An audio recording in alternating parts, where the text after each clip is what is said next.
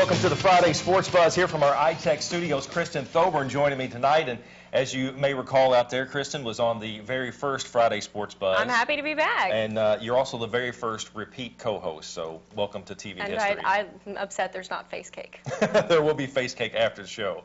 We're going to talk a lot about UK and U of L and IU, obviously, but we're also going to start the show tonight with some girls high school basketball. The girls LIT quarterfinals tonight at Bellarmine, and we'll start off. Manual took on Madison Central tonight. Kara Wright had another big game for Manual. She had 17 points, 9 rebounds. April Wilson, Leasia Wright, they both had 16, and Manual beats Madison Central 78-53, so they move on to the semifinals tomorrow. Mercy took on South Oldham tonight. Mercy a winner 59-43 over South Oldham. A big game there. Christine Roush, 19 points. She was 13 of 14 from the free throw line, had 8 rebounds. Whitney Hartledge, Courtney Roush again, Courtney Roush, yes, had 10 points there. So now we're set up for tomorrow's semifinals because Perry Central beat Sacred Heart earlier tonight, 78-77. Perry Central will take on Manual in the semis. Marion County beats Christian Academy 69-54. They will play Mercy semifinals tomorrow at 10 and 11:30, and then the finals at Bellarmine tomorrow night at 8. Well, Kristen, the big talk last week was about Trinity, who played on last Friday night. They were undefeated. They win the game. Had to go to Montgomery County. Play another undefeated team. To play another undefeated team in Madison Central. Well, it was interesting to see what happened because we'll take a look at some of the highlights here.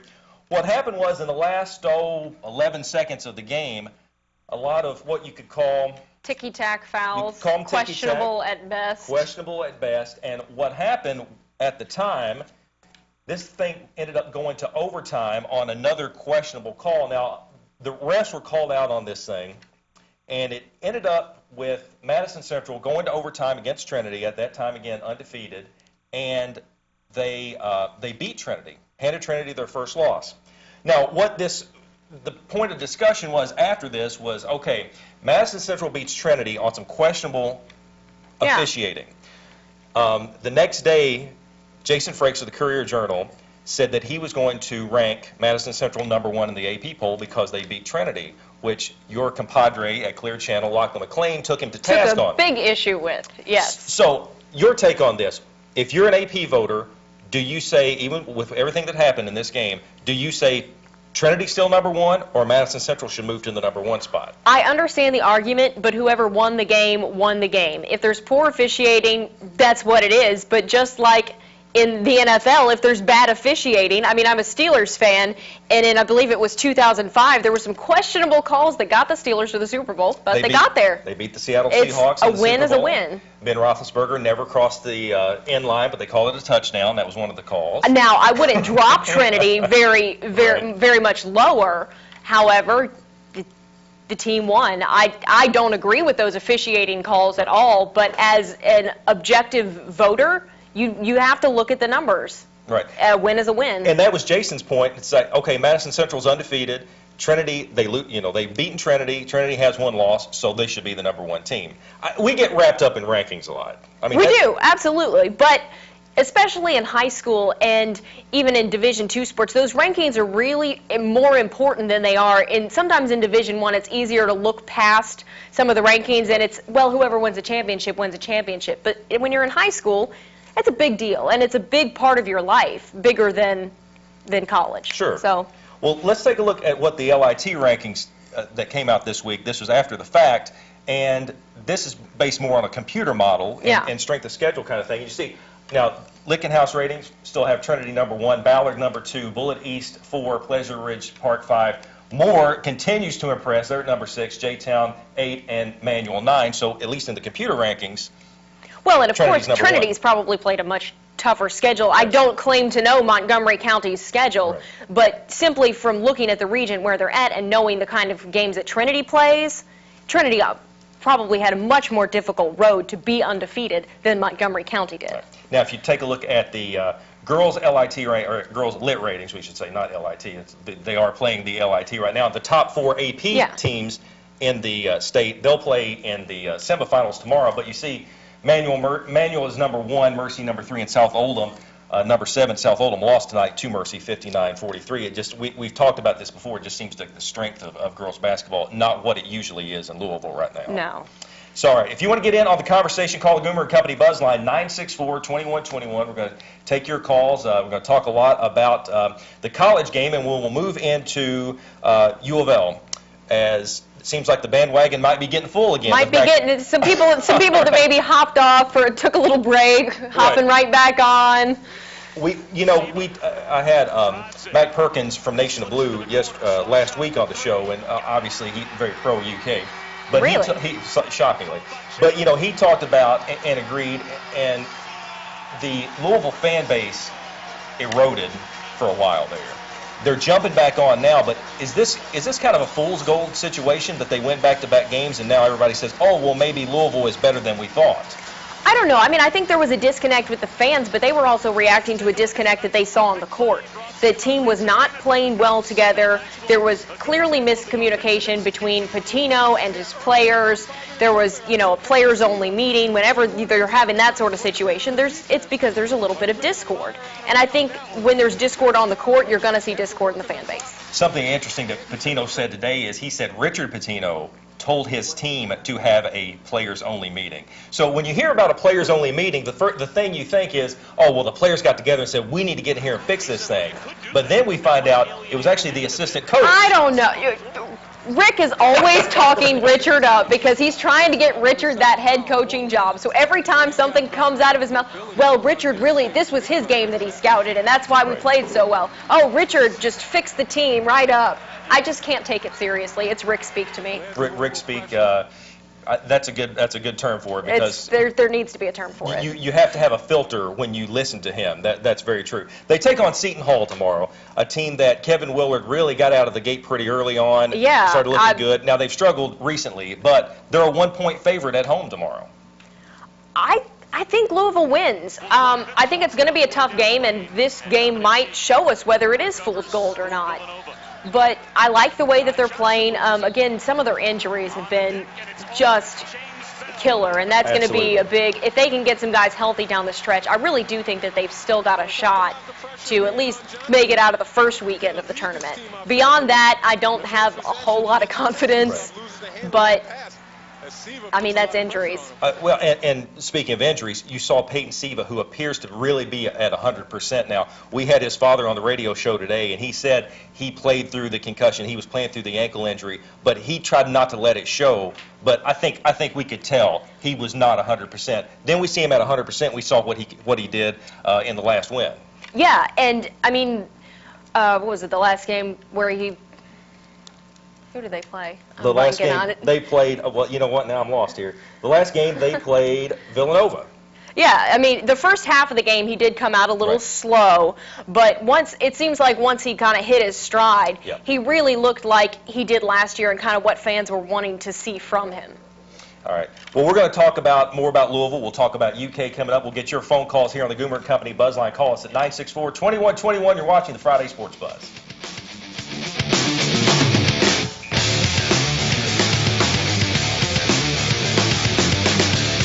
Join the club at Sam Swope Auto Group. When you service a vehicle at any Sam Swope dealership, you automatically become a Service VIP Rewards member. You get member pricing on parts and service, lost key return, and emergency roadside assistance. Plus, you can earn points that qualify you for discounts on your next vehicle purchase, up to $2,500. The best part is becoming a member is free. Become a member today at any Sam Swope dealership. Nobody walks away because everybody saves.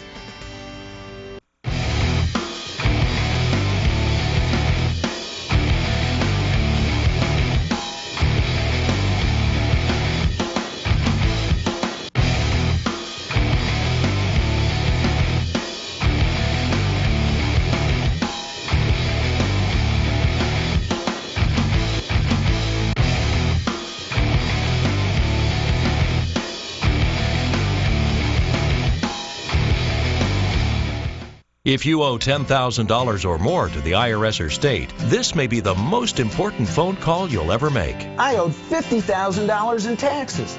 But listen. Your tax problem is settled. You only owe $8,400. What a great message. If you owe $10,000 or more to the IRS or state, then you owe it to yourself to call this number. Let our experts help guide you through the process of negotiating a tax settlement. Call this number or go to tax10000.com. Hey, Jenny from 21 Live. I want you to stop by our website, shop21live.com, and post your pics of really funny signs there on our Facebook page, because we're going to have a contest. There's going to be a winner. Plus, while you're there, find out how to get some of these guys, and we've got a great trip for you. You're going to Red River Gorge, so check it all out on our website and watch us Saturday mornings at 10. 21 Live, Kentuckiana's live local shopping show.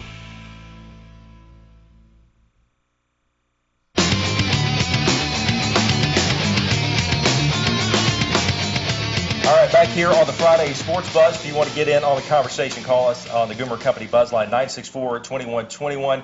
Kristen Thoburn from Clear Channel joining me. You can check out her work on the Sports Pit. Check that out on Facebook. Let's hit the phone line. Handsome Jimmy, you're on the air. How about it? Hey, John, Chris, how y'all doing? Good. How are you doing, How are buddy? you? All right, my man. Hey, I was just thinking, you know, how I see, John, I ain't gonna. If I got to take a second seat to her, back seat to her, I understand why, buddy. So you know, I mean, next time you need another co-host, just let me know. But I see why you selected her over me. You know. But anyway, John, Chris, I just wanted for the keys for the mall. You know, I mean, Seton Hall, they got the first loss, and you know, Notre Dame beat them at home as our first home loss. What do you think, Chris, is the key tomorrow? You'll go with shooting the basketball, just playing great defense. What do you think is the key tomorrow, huh? Well, both teams are good at creating turnovers, and I think defense, we can talk a lot about the defense, but when you go with such a short rotation that Rick Pitino's doing right now, which possibly could be a six-man rotation, you got to have scoring from all those guys. Kevin Ware, nowhere to be seen. Siva steps up, gets 16 points. I mean, I don't know if you get that from him every game, but you got to have scoring. No, but the team as a whole looks to me like they've been taking better shots the past two games, and I think that's going to be an important thing against Seton Hall is Peyton Siva can't just drive the lane and shove something up and just expect it's going to go in every time. Yeah, it's getting him to the foul line, and he's getting some points that way, which is good, but you can't count on it. And when they know that that's your move and they play as good of defense as you do, it's not productive. So you need to find some good shots, set up plays instead of just running in there and playing who's open basketball. And that's what I think Siva did better in the Villanova win. We saw him, he does have a jump shot. I mean, he can shoot it. And he said he worked extra time on that. That's what he wanted to do. And when he develops that part of his game, I mean, they don't expect him to be a scorer, I think. But when you get 16 points out of Peyton Siva, you're going to win some games. No, but when you're a scoring threat, you're able to facilitate it and move the ball around more effectively. And I think that's going to be a big part of Peyton Siva's effectiveness and having him be the point guard people expected him to be. All right, back to the Goomer Company Buzz line. Jay, you're on the air. How you doing today? Good. Yeah. What's on your mind, Jay? Talking about Siva and the point guard. Don't you think it's time for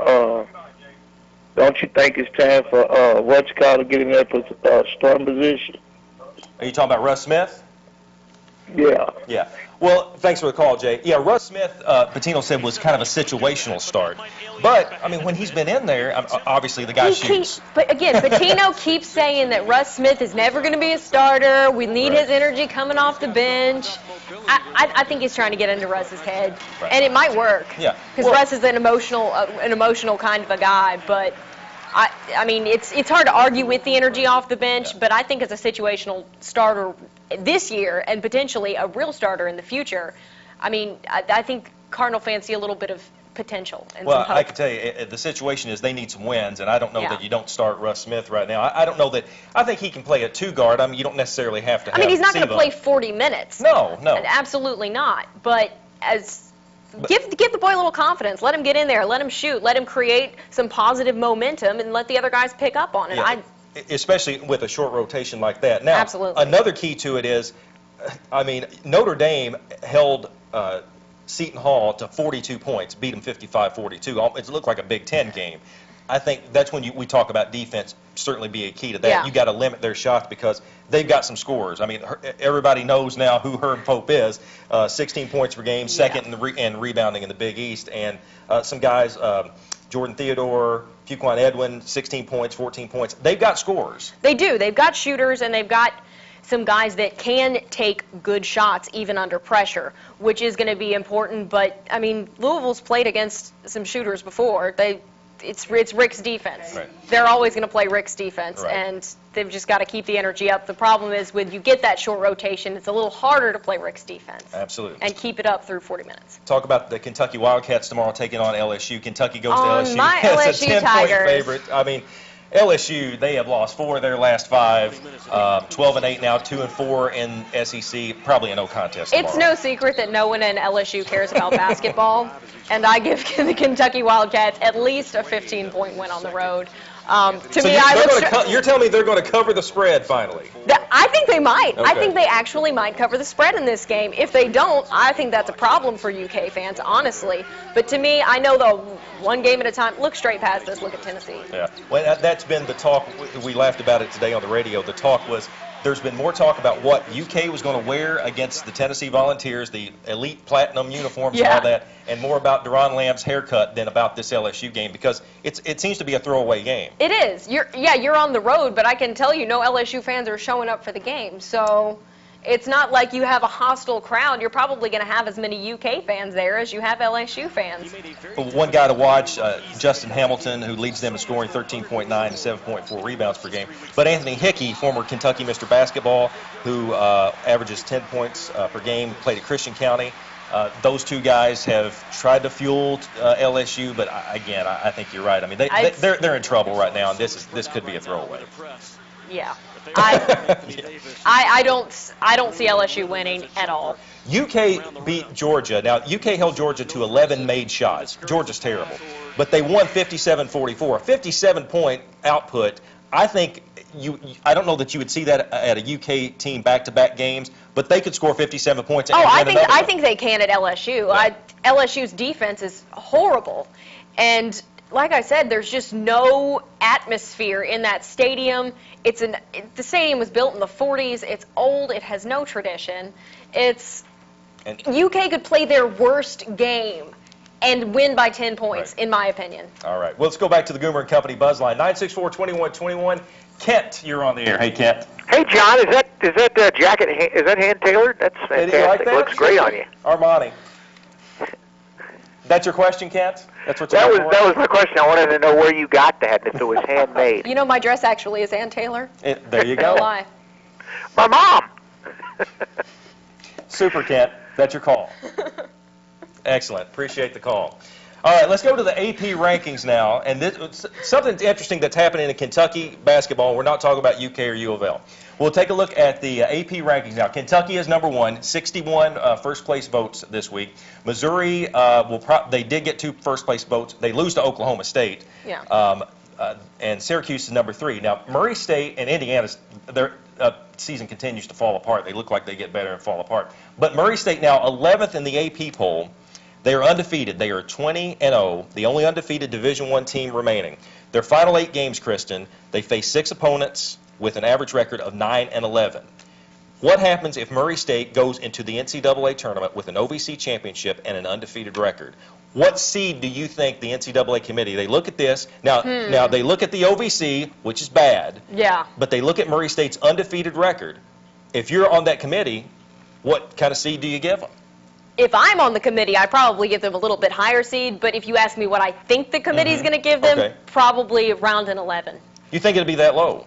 I do. Yeah. I mean, although I guess best case scenario is you get a 6 seed, and do you really want a 6 seed?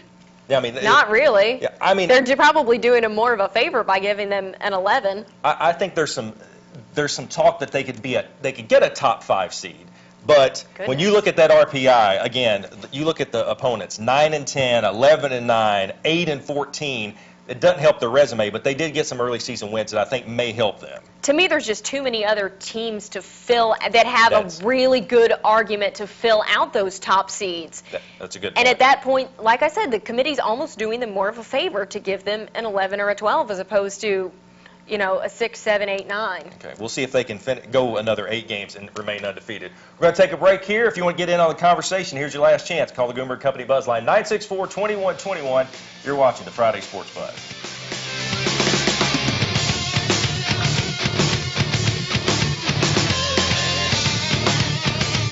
Hi, I'm Jim Weeks. At MaxCare, no project is too big. We have the capabilities to handle the smallest residential project to the largest commercial undertaking. We even clean big houses like this one. And everyone has been abuzz about our amazing 4 areas for $99 special. We want to let everyone know that MaxCare also cleans upholstery, ceramic tile, and air ducts. We also install and refinish hardwood floors dust-free. MaxCare, locally owned and family operated. Give us a call, 636-4629. Pimp out your ride at Smart Shoppers, 4200 Produce Road. That's Smart Shoppers, 4200 Produce Road to pimp out your ride. They are open Monday through Friday, 10 a.m. to 6 p.m. They are the largest car audio dealer in the city of Louisville. No better place for paint or body work in the city than Smart Shoppers. You need rims, stereos, amps, paint, anything you need. Call 964-6652 or go to smartshoppers.com. That's Smart Shoppers, 964-6652. Attention parents and grandparents of young children. Have you received this special notice from Gerber Life? If not, you're urged to call this toll-free number now because Gerber Life is accepting applications for their affordable grow-up plan. It's easy to help your child get off to a good financial start for just pennies a day. Free information will be sent to parents and grandparents who call now. Or you can apply right now over the phone if you'd like. The Grow Up Plan gives your child $10,000 in whole life insurance protection now, then doubles automatically to $20,000 later at no extra cost. Later on, your child can buy more, up to $100,000 in total protection, regardless of their health or job, 10 times the original amount. The Grow Up Plan also builds cash value over time that you can borrow from later. Help give your child a head start for just pennies a day. Don't wait. Call now for free information. Call 1-800-974-8296. Help give your child the financial head start they deserve. Call now for your free information. I am not going in there. I'm not going in there either, and you can't make me. You can't make me. Daryl can't make Howie take the polar plunge, but you can. Hi, I'm Gary Gupton, the president of Special Olympics Kentucky. UK fans, wouldn't you love to see Howie in his cardinal red colors bobbing up and down in this freezing cold water? Then go to SOKY.org, click the red and blue plunge button, make a tax-deductible gift to Special Olympics Kentucky, and enjoy watching Howie getting his at the polar plunge.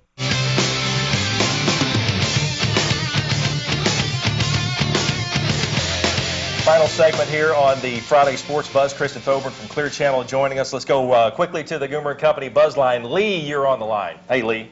Yes, I was asking about the Murray State. Do y'all really think that they going to make it far in tournament time by them not playing no competition this year? I think that's an absolutely fair question because we don't know. I mean, we saw Murray State earlier in the season. They played the likes of Memphis and some good teams. But once they got into the conference schedule, I mean, it wasn't that good. Memphis is probably the toughest team they faced, and Memphis has been a little bit of a bust this season anyway. Absolutely. But yet you've seen teams, East Carolina and Butler, that haven't played a lot of competition get further in the tournament.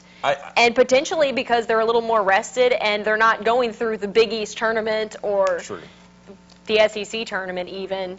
But when you play the likes of Tennessee Tech and those kind of guys, I mean, there has to be a worry for Murray State fans that even if they were undefeated or went in with just one loss or even two losses, that they won't see the kind of competition the rest of this season that they will see maybe even in the opening round of the NCAA tournament. Well, no, probably not, but I mean, to me, Murray State fans don't expect to win the national championship. They're not, they want to get to the second round of the tournament. That's a victorious year. That's about best case scenario. If you get into the Sweet 16 or the Elite 8, I mean, that might be the best the school ever does. Right. And, you know, you looked at Virginia Commonwealth last year, and a lot of people talked about that being the Cinderella team. Virginia Commonwealth was a very good team. But you got to wonder if Murray State does go to the Final Four. I mean, maybe that we're looking way too far ahead and giving them too much credit. But if Murray State went to the Final Four, they would be undefeated. It'd be hard to call them a Cinderella. I don't know. Yes and no. They're not playing Syracuse. You can disagree. They're not playing Kansas. They're not playing North Carolina or Kentucky. I'd love to see it. I would have loved to see them play Louisville this year. I mean, I think that would have been a really interesting game. But if they did go to the Final Four, obviously they would have played some much better competition to get there. So well, obviously. So they would be. Let's switch gears here to football. Once again, we start talking about the conference.